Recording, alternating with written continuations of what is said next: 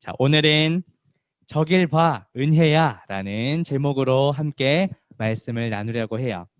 자, 도대체 무엇을 보라는 것일까요? 오늘 말씀을 통해 우리가 바라보아야 할 것이 무엇인지 깨닫는 저와 우리 친구들 되기를 바라겠습니다. 자, 민수기 우리가 지난주부터 계속 보고 있죠. 그런데 이 민수기는 이스라엘 백성들이 출애굽한 이후부터 하나님께서 약속하신 그 가나안 땅에 들어가기까지 그 중간에 있던 이야기들을 보여주는 책이에요. 자, 하나님께서는 창세기에서 아브라함에게 가나안 땅을 주시기로 약속해 주셨어요. 그래서 그 애굽의 노예로 있던 이스라엘 백성들을 어떻게 하셨나요? 그 출애굽 시켜 주셨죠. 그 노예 속박에서 자유케 해 주셨어요. 그리고 이제 주시기로 약속하신 그 땅 가나안으로 가는 여정 중에 있어요. 자, 오늘 본문 4절 말씀을 보니까 백성이 호르산에서 출발하여 홍해 길을 따라 에돔 땅을 우회하려 하였다가 길로 말미암아 백성의 마음이 상했다고 말씀하고 있어요.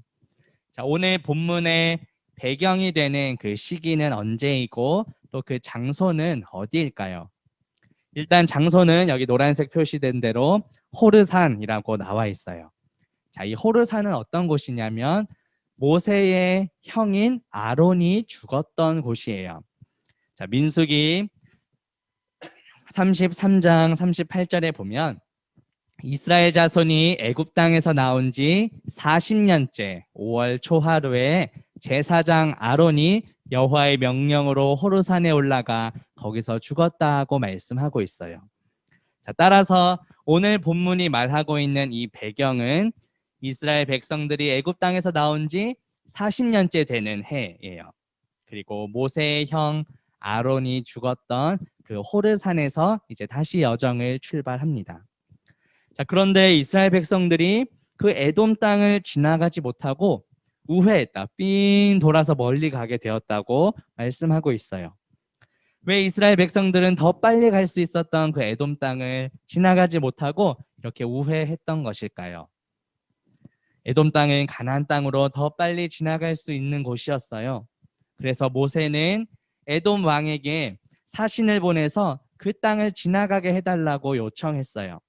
하지만 에돔 땅이 허락하지 않았기 때문에 이스라엘 백성이 먼 길로 돌아갈 수밖에 없었던 거예요.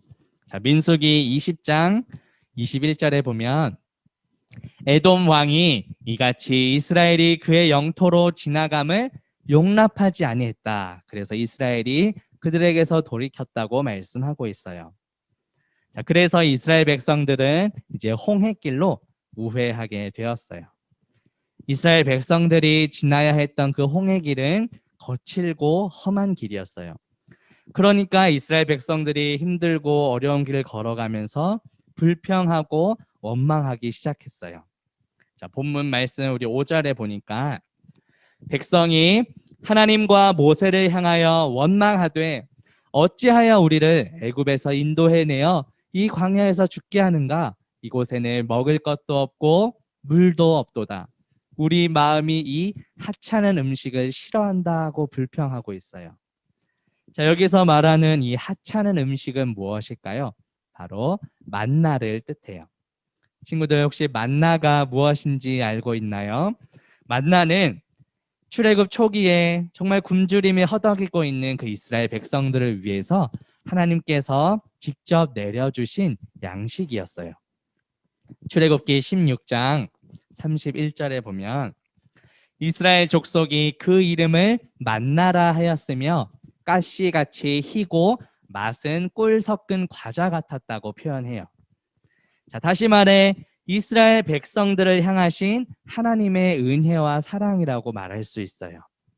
그런데 지금 백성들은 그 만나를 통해 보여주신 그 하나님의 은혜와 사랑을 하찮게 여기고 있어요.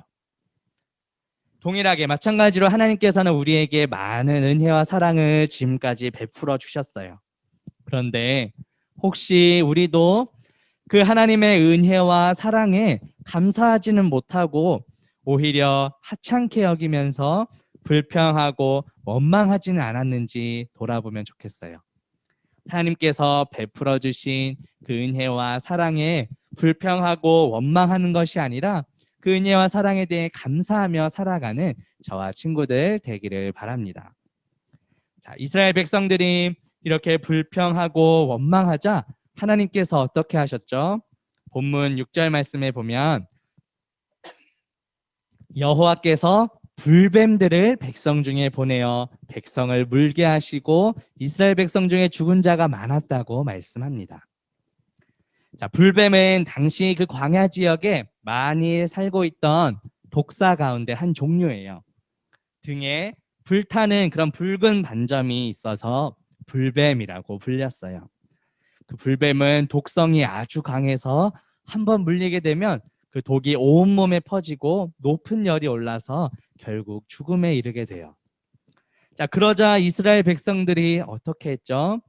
자, 지도자인 그 모세에게 가서 이 뱀들을 떠나게 해달라고 기도를 부탁해요. 자, 본문 7절 말씀에 보면 백성이 모세에게 이르러 말하되 우리가 여호와와 당신을 향하여 원망함으로 범죄하였사오니 여호와께 기도하여 이 뱀들을 우리에게서 떠나게 하소서. 모세가 백성을 위하여 기도했다고 말씀합니다. 자, 모세가 백성을 위해 기도하자 어떻게 되었나요? 하나님께서는 모세의 기도를 들으시고 그 해결책을 알려주셨어요. 자, 오늘 본문 8절 말씀에 보면 여호와께서 모세에게 이르시되 불뱀을 만들어 장대 위에 매달아라. 물린 자마다 그것을 보면 살 것이라고 해결책을 알려주십니다. 자, 여기서 모세에게 만들라고 하신 이 불뱀은 그 실제 불뱀과 모양이 비슷하게 만들어진 놋뱀, 구리로 만든 뱀을 뜻해요.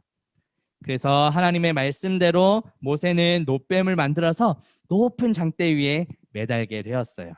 자, 오늘 본문 마지막 9절 말씀을 보면 모세가 놋뱀을 만들어 장대 위에 다니 뱀에게 물린 자가 놋뱀을 쳐다본즉 모두 살았다고 말씀합니다. 자, 여기서 우리는 이제 예수 그리스도와 관련시켜서 생각해 볼 것이 이제 두 가지가 있어요. 먼저 첫 번째는 자, 모세가 이스라엘 백성들을 위해 기도했죠. 그래서 하나님께서 응답해 주셨어요. 마찬가지로 우리에게는 모세보다 더욱 뛰어나신 중보자 예수 그리스도께서 계셔요. 예수님께서는 지금 하나님 보좌 우편에 앉아서 우리를 위해 중보해 주고 계셔요. 자, 히브리서 3장 3절에 보면 예수님께서는 모세보다 더욱 영광을 받을 만한 분이시다. 마치 집 지은 자가 그 집보다 더욱 존귀함 같다고 말해요. 또 히브리서 8장 1절에 보면 예수님은 우리의 대제사장 되신다. 지금 우리가 하는 말의 요점은 이러한 대제사장이 우리에게 있다는 것이다. 예수님께서는 하늘에서 지극히 크시니 하나님의 보좌 우편에 앉아 계신다고 말씀해요. 이와 같이 예수님은 모세보다 뛰어난 중보자이시고 하나님 보좌 우편에서 우리를 위해 지금도 기도하고 계시는 분이세요. 자, 또 장대 위에 달린 놋뱀을 통해 우리가 예수님과 연관시켜 볼 두 번째 것은 자, 장대 위에 달린 그 놋뱀은 바로 십자가에 달리신 예수 그리스도를 예표한다는 거예요. 이 예표라는 말은 미리 표시, 미리 알려준다는 표징인데, 자, 훗날 이제 신약에 넘어가서 예수님께서는 니고데모라는 사람과의 대화 속에서 오늘 본문의 이야기를 비유로 들어서 설명을 해요. 요한복음 3장에 보면 어느 날 밤에 니고데모라는 사람이 예수님을 찾아와서 어떻게 하면 구원받을 수 있는지, 어떻게 하면 영원한 생명을 얻을 수 있는지 예수님께 질문했어요. 자, 그러자 예수님께서는 이렇게 대답하셨어요. 요한복음 3장 14절부터 16절까지의 말씀을 보면 이렇게 예수님이 대답하십니다. 모세가 광야에서 뱀을 든 것 같이 인자도 들려야 하리니, 인자는 예수님 자신을 가리켜요. 이는 그를 믿는 자마다 영원한 생명을 얻게 하려 하심이니라. 자, 이제 유명한 말씀이죠. 잘 알고 있죠. 하나님이 세상을 이처럼 사랑하사 독생자를 주셨으니 이는 그를 믿는 자마다 멸망하지 않고 영생을 얻게 하려 하심이라. 예수님께서 어떻게 하면 영생을 얻을 수 있습니까? 질문했던 그 니고데모에게 이렇게 대답해 주셨어요. 자, 모세가 하나님의 말씀대로 놋뱀을 만들어서 높은 장대 위에 매달았을 때 뱀에게 물린 자들마다 그것을 쳐다보면 모두 살게 되었어요.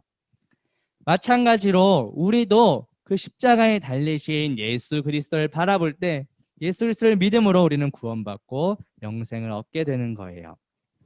자, 그런데 여기서 주의해야 할 것이 있어요. 무엇을 주의해야 할까? 오늘 본문에 나타난 이 장대 위에 달린 놋뱀이 물론 이제 훗날 십자가에 달리신 예수 그리스도를 미리 보여주는 것은 맞아요. 그렇지만 그 놋뱀이라는 그 형상 자체가 어떤 신비한 능력이 있는 것은 아니에요. 놋뱀이라는 그 형상 자체가 신비한 능력이 있어서 이스라엘 백성들을 낫게 한 것이 아니라 하나님께서 그 장대 위에 달린 놋뱀을 치료하는 도구로 사용하셨기 때문이에요. 자, 그런데 앞으로 이스라엘 백성들은 그 놋뱀 자체를 우상처럼 숭배하게 돼요.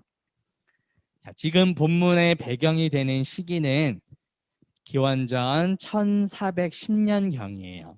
그러다가 시간이 쭉 흘러서 주전 약 715년경에 유다 왕국의 히스기야 왕 시기에 그동안 우상처럼 숭배해 왔던 이 놋뱀이 깨뜨려지게 돼요. 거의 이 700년 가까이 되는 이 오랜 시간 동안 이 놋뱀이 우상처럼 숭배되어 왔던 거예요. 자, 열왕기하 18장 4절 말씀에 보면 히스기야 왕이 이렇게 하게 됩니다. 그가 여러 산당들을 제거하며, 산당은 우상을 섬기는 곳을 말해요. 주상을 깨뜨리며, 우상을 깨뜨리고 아세라 목상 역시 우상을 찍으며, 자, 이제 중요합니다. 모세가 만들었던 놋뱀을 이스라엘 자손이 이때까지 향하여 분향함으로 우상처럼 그 놋뱀을 섬겼다는 거예요. 그래서 히스기야 왕이 어떻게 했죠? 그 놋뱀을 부수고 느후스단이라고 불렀어요. 자, 이 느후스단이 무슨 뜻이냐면 놋 조각이라는 뜻이에요.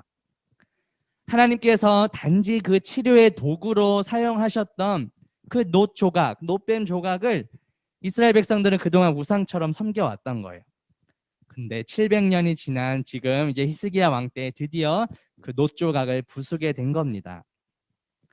자, 하나님께서 장대 위에 달린 놋뱀을 쳐다볼 때 살게 해주신다는 것은 하나님의 말씀에 순종할 때 낫게 해주신다는 말씀이에요.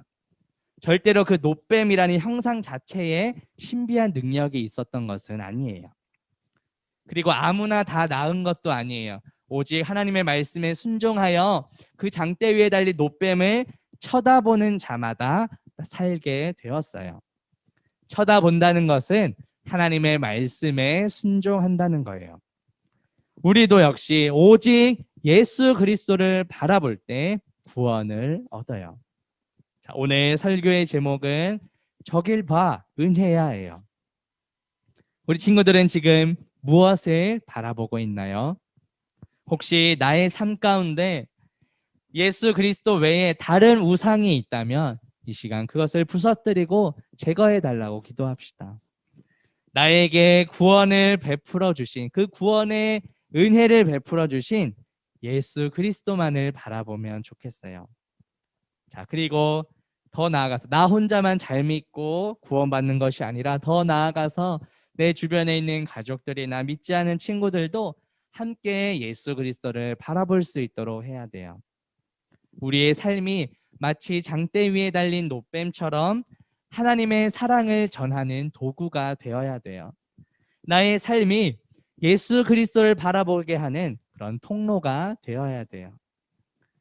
종교 개혁자 중에 한 사람인 존 칼빈이라는 사람은 그 자신이 쓴 민수기 주석에서 이 장대에 높이 달린 뱀을 복음 전도와 연관시켜서 해석을 했어요. 왜냐하면 주변 사방에서 잘 보이도록 높이 매달라고 하나님께서 명령하셨기 때문이에요. 이사야 11장 10절에 보면 그날에 이새의 뿌리에서 한 싹이 나서 만민의 기치로 설 것이요 열방이 그에게로 돌아오리니 그가 거한 곳이 영화로우리라고 말씀해요. 여기 나오는 이 기치는 깃발이라는 뜻이거든요. 그런데 오늘 본문에 나오는 이 장대와 히브리어로 같은 단어가 사용됐어요. 자, 그렇다면 이 이사야 선지자가 예언한 이새의 뿌리에서 한 싹이 나서 만민의 기치로 서게 될 분은 누구실까요? 이새는 다윗의 아버지예요. 그렇기 때문에 바로 다윗의 그 왕족의 혈통에서 오시게 될 탄생하실 예수 그리스도를 가리켜요. 따라서 우리는 우리 주변에 믿지 않는 친구들이 예수 그리스도를 바라볼 수 있도록 나의 삶 속에서 예수 그리스도라는 이 깃발을 흔들 수 있어야 돼요. 우리는 모두 하나님의 은혜로 구원받은 자녀들이에요. 구원받은 우리는 이제 나의 삶에서 예수 그리스도라는 깃발을 흔들어야 해요. 오늘 반별 모임 때는 나의 삶에서 이 예수 그리스도라는 깃발을 흔들어 보일 대상이 누구인지 나눠보면 좋겠어요. 그리고 어떻게 하면 나의 삶을 통해 예수 그리스도를 드러내고 나타낼 수 있을지 나눠봅시다. 나의 삶을 통해 믿지 않는 가족들, 또 우리 주변에 믿지 않는 친구들이 예수님을 바라보고 예수님께로 돌아오는 역사가 나타나기를 주님의 이름으로 바라겠습니다. 우리 같이 기도할게요.